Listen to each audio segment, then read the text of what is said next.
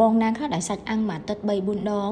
អត់សូវញ៉ាំបន្លែផ្លែឈើចេះតែមានបញ្ហាហើមពោះពិបាកក្នុងការរំលាយអាហារមានខ្លាញ់ក្បាលពោះញ៉ាំអីបន្តិចហើមពោះគឺដល់ពេលដែលអ្នកទាំងអស់គ្នាត្រូវលាងសម្អាតប្រព័ន្ធរំលាយអាហាររបស់យើងឡើងវិញដែលយើងប្រើប្រាស់ជាមួយនឹងការញ៉ាំជាមួយទឹកបន្លែបៃតងដែលវាមានទូនាទីជួយលាងសម្អាតប្រព័ន្ធរំលាយអាហាររបស់យើងដែលធ្វើឲ្យការរំលាយអាហាររបស់យើងកាន់តែល្អប្រសើរជាងមុនជួយឲ្យស្បែកភ្លឺថ្លាកាត់បន្ថយជាមួយនឹងការកើតមុនដែលល្អមែនទែនសម្រាប់បងដែលចូលចិត្តញ៉ាំសាច់អាំងញ៉ាំ fast food ញ៉ាំលបងពងទាំងអស់នឹងវាធ្វើឲ្យយើងគឺពិបាកក្នុងការរំលាយអាហារហើយបើសិនជាបងទាំងអស់គ្នាចង់ញ៉ាំជាមួយទឹកបន្លែប៉ុន្តែខ្ជិលរៀបចំអ្នកទាំងអស់គ្នាអាចធ្វើការកម្មង់ជួបពីខាងពួកខ្ញុំបានដែលយើងរៀបចំឲ្យត្រូវជាមួយនឹងបញ្ហាសុខភាពអ្នកទាំងអស់គ្នាហើយបើអ្នកទាំងអស់គ្នាចង់បានរូបមន្តផ្សេងក៏យើងមានដូចគ្នាហើយបើអ្នកទាំងអស់គ្នាចង់បង្កើតទឹកបន្លែនៅផ្ទះដោយខ្លួនឯងប៉ុន្តែអត់ដឹងថាប្រើគ្រឿងផ្សំបែបណាគ្រឿងផ្សំនឹងមានអត្ថប្រយោជន៍បែបណាខ្លះអ្នកទាំងអស់គ្នាអាចហៅយកជាមួយសភៅទឹកបន្លែរបស់យើងបានយើងអាចបង្កើតទឹកបន្លែផ្លែឈើសម្បូរបែបឲ្យត្រូវជាមួយនឹងបញ្ហាសុខភាពរបស់យើងថែមទៀតក្រៅពីហ្នឹងក៏យើងមានជាសភៅ smoothie របបអាហារឡើងគីឡូឬក៏សម្រក់គីឡូដែលធ្វើឲ្យអ្នកទាំងអស់គ្នាងាយស្រួលមែនទែនក្នុងការចាប់ផ្ដើមថែរក្សាសុខភាពរបស់យើង